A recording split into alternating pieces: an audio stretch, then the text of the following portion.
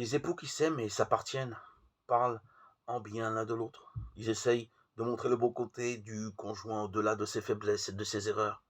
En tout cas, ils gardent le silence pour ne pas nuire à son image. Cependant, ce n'est pas seulement un geste extérieur, mais cela provient d'une attitude intérieure.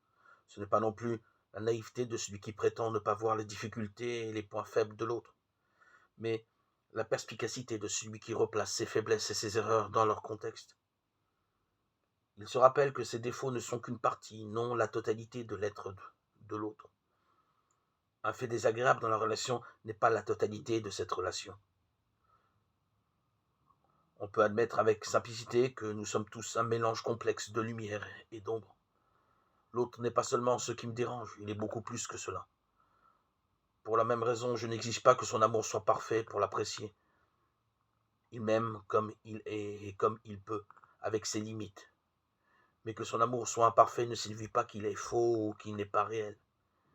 Il est réel, mais limité et terrestre. C'est pourquoi, si je lui en demande trop, il me le fera savoir d'une manière ou d'une autre, puisque ne pourra accepter ni de jouer le rôle d'un être divin, ni d'être au service de toutes mes nécessités. L'amour coexiste avec l'imperfection. L'amour l'excuse.